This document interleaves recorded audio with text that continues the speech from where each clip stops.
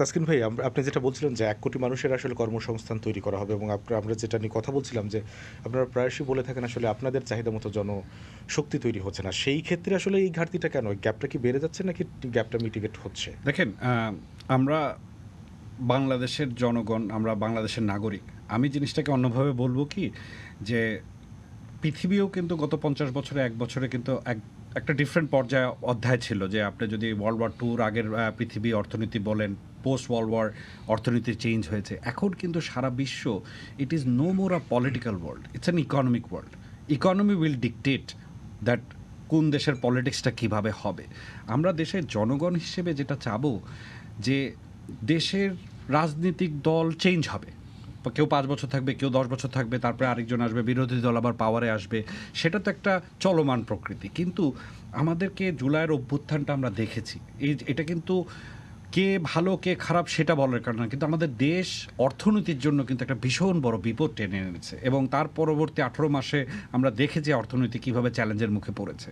তো আমাদের যেটা বক্তব্য, এই স্কিল ডেভেলপমেন্ট যে জিনিসটা বলেন, আমরাও যারা প্রাইভেট সেক্টরে আছি, ভালো ভালো টেকনিক্যাল লোক পাই না।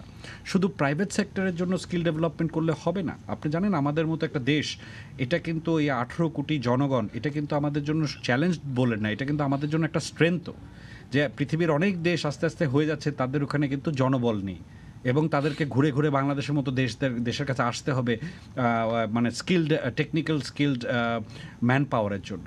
তো এটা কিন্তু একটা চলমান প্রক্রিয়া।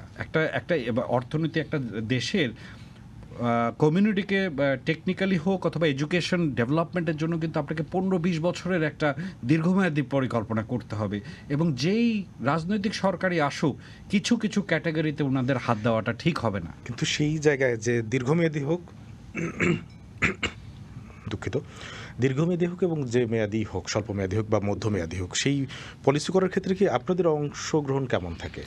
দেখেন, এটা অবশ্যই কিন্তু একটা গভর্নমেন্টের ফার্স্ট লিডটা নিতে হয়। যেমন আমরা অনেক সময় আলাপ করি যে বিজনেস অ্যান্ড একাডেমিয়ার মধ্যে কিন্তু এখনও মানে প্র্যাকটিক্যালি কোনো কানেকশন নাই। এটা কিন্তু government, private sector and academia, এরা তিনজন মিলে আমাদের যেই এডুকেশন সিস্টেম আছে, বিবিএ এমবিএ কত পার্সেন্টেজ স্টুডেন্টরা এখন পর্যন্ত করে, কিন্তু বিবিএ ৪ বছরের শেষে আপনি ৩ মাসের জন্য একটা সো কল্ড আপনাকে ইয়া করতে হয়, ঠিক না, যে একটা মানে কাজ কোনো একটা ব্যাংকে হোক, প্রাইভেট সেক্টরে হোক, ইন্টার্নশিপ করতে হয়।